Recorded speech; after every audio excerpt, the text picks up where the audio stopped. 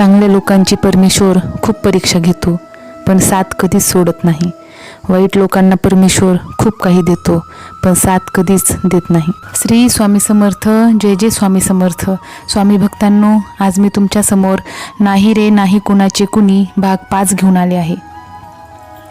मालतीबाई विचार करू लागली, यातून मार्ग कसा काढायचा. विचार करता करता एक उपाय सापडला.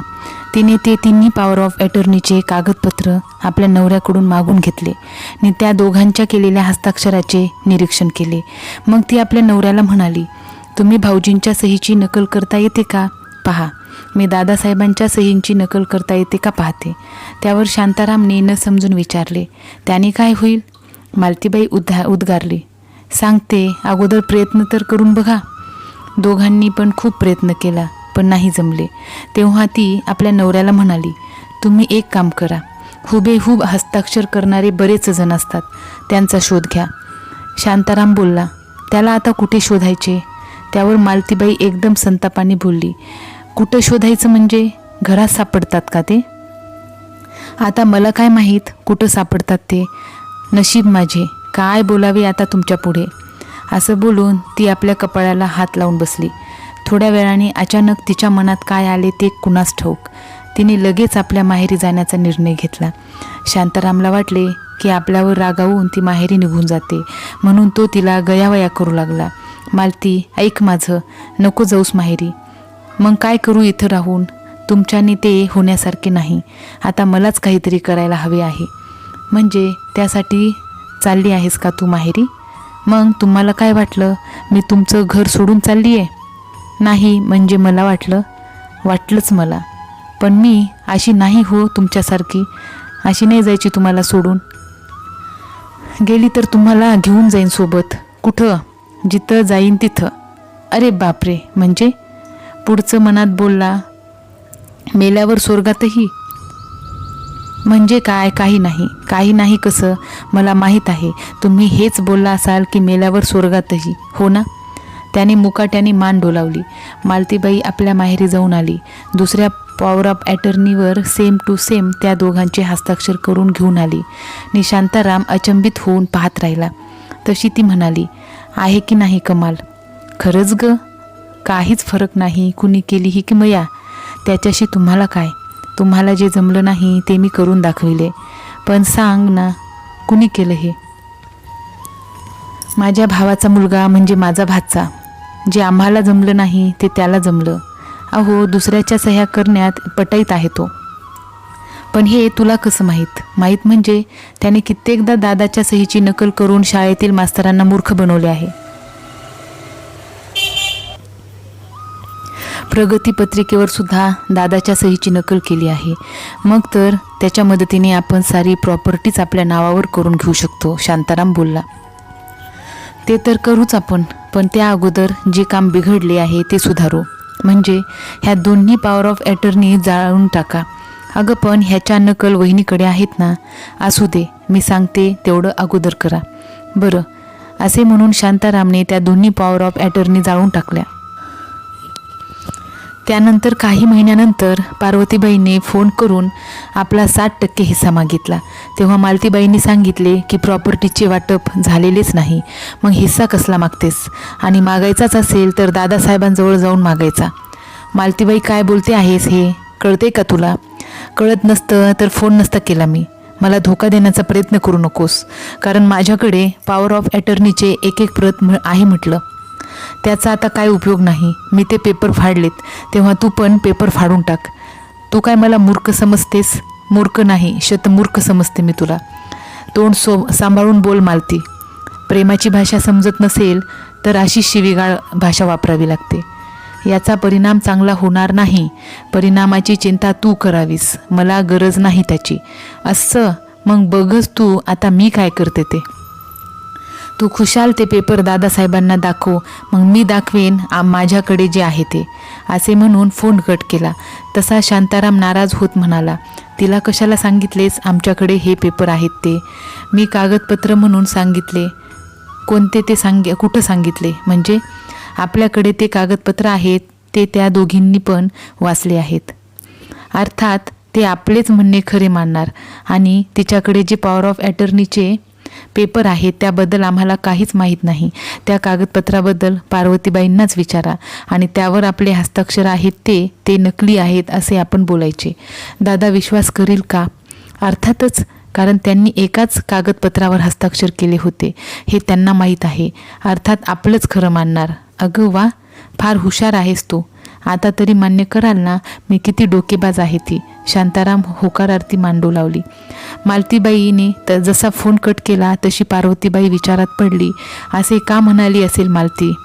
नक्कीच शांतारामने कागदपत्र बनविताना काहीतरी चालाकी केली असेल अशी मनात शंका येताच तिने पटकन फोन कट केला आणि अलमारी उघडून तिने कागदपत्र तपासले.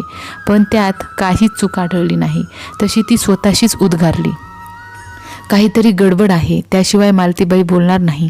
कदाचित त्याच्या बायकोने काहीतरी नवीन खेळी खेळली असेल. कारस्थान रचण्यात फार पटाईत आहे ती बाई. अगोदर तिने नवीन कोणती खेळी खेळली आहे याचा शोध घ्यायला हवा. पण कसा घेणार? किंचित थांबून तिने दीर्घ श्वास सोडून पुढे म्हणाली, त्यासाठी शांतारामशी गोड बोलून अतीव गोपनीय माहिती काढायला पाहिजे. असा विचार करून तिने पुन्हा शांतारामला लँडलाईनवरून फोन केला. परंतु रिसिव्हर मालतीबाईंनीच उचलला आणि त्या उद्गारल्या, काय मग विचार आहे तुमचा? दादासाहेबांना कागदपत्रे दाखवणार आहात का? आणि मी दाखवते? मी म्हणते दाखवाच तुम्ही. मला माहिती आहे तुझंच काहीतरी कारस्थान रचले असणार. एकदम बरोबर ओळखलत जाऊबाई तुम्ही. आणि खरं सांगू, तुमचं प्लॅन मी उद्ध्वस्त केलं. कारण अर्ध खायचं सवय नाही आहे मला. जास्त खुशीत गाजर खाऊ नकोस मालतीबाई. खाता खाता एखादे गाजर नरड्याला अडकेल, मग श्वासोच्छवास घ्यायला सुद्धा जमणार नाही. त्याची चिंता तू नको करूस जाऊबाई. कारण मी अख्खं गाजर खात नाही कधी. खाल्लंच तर त्याचा किसून हलवा बनविते आणि हलवा खायला काही जड नाही जात. तेव्हा माझी चिंता तू सोड, फक्त स्वतःचा विचार कर. असे मालतीबाईंनी म्हणताच पार्वती पण मोठ्या विचारात पडली की असं काय बरं चमत्कार केला असेल या बाईने. बनविलेले प्रॉपर्टीचे कागदपत्र नष्ट तर केले नसतील ना? नक्कीच नष्ट केले असणार. त्याशिवाय का एवढी बिनधास्तपणे बोलत आहे?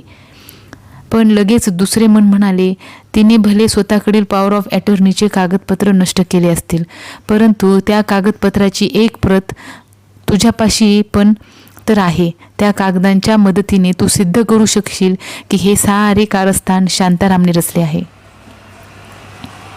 झाली आहेस, हाच काय तो अपराध आहे तुझा. पण त्याच्या अपराधापेक्षा तुझा अपराध क्षुल्लकसा आहे. किंवा तू असे पण सिद्ध करू शकतेस की त्याचे कारस्थान सफल होऊ नये म्हणून तू हे सारे केलेस. असे मन म्हणताच तिच्या चेहऱ्यावर उपाय सापडल्याचे समाधान ओसंडताना दिसले. तसेच लगेच स्वतःशीच पुटपुटली की एकदम झक्कास. दुपारी जेवायला दोन्ही भाऊ म्हणजे रामानंद आणि सदानंद घरी आले. तेव्हा त्यांच्या कानावर शांतारामने कसा त्यांच्याबरोबर विश्वासघात केला त्याविषयी इत्थंभूत सविस्तर माहिती दिली. शिवाय पुरावा म्हणून शांतारामने बनविलेले प्रॉपर्टीचे कागदपत्रेही त्यांना दाखवले. फक्त चहा बनविलेले पॉवर ऑफ अटर्नीवर कागदपत्र त्यांना दाखवले नाहीत. दुपारी जेवायला दोन्ही भाऊ म्हणजे रामानंद आणि सदानंद घरी आले. तेव्हा त्यांच्या कानावर शांतारामने कसा त्यांच्याबरोबर विश्वासघात केला त्याविषयी इत्थंभूत सविस्तर माहिती दिली. शिवाय पुरावा म्हणून शांतारामने बनविलेले प्रॉपर्टीचे कागदपत्रही त्यांना दाखवले. फक्त स्वतः बनविलेले पॉवर ऑफ अटर्नीचे कागदपत्र त्यांना दाखवले नाहीत. प्रॉपर्टीचे कागदपत्र दोन्ही भावांनी वाचले. तेव्हा रामानंद स्वामींच्या ते ध्यानी आले की शांतारामने त्याच्याबरोबर कशी चालाकी केली. परंतु एका गोष्टीचा त्यांना उलगडा झाला नाही. ती म्हणजे सदानंदच्या पत्नीला जर अगोदरच त्याची लबाडी समजली होती तर तिने त्यावेळीच का नाही सांगितली. अजूनपर्यंत गप्प का राहिली. याचा अर्थ एकच असू शकतो आणि तो म्हणजे सदानंदची पत्नी पण यात भागीदारी असू शकते. पण नंतर दिलेला शब्द तिने पाळला नसावा म्हणून हिने तिचे भांडे फोडले असावे.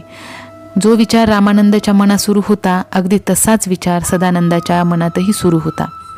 म्हणूनच की काय त्याने तिला विचारले, तुला जर शांतारामने केलेली धोकेबाजी ठाऊक होती तर तू आतापर्यंत गप्प का राहिलीस?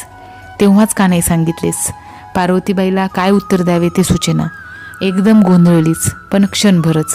लगेच दुसऱ्या क्षणी ती उत्तरली की मी विसरली. त्यावर सदानंद चिडून बोलला, एवढी महत्त्वाची गोष्ट विसरलीस तू? माझा विश्वास बसत नाही यावर.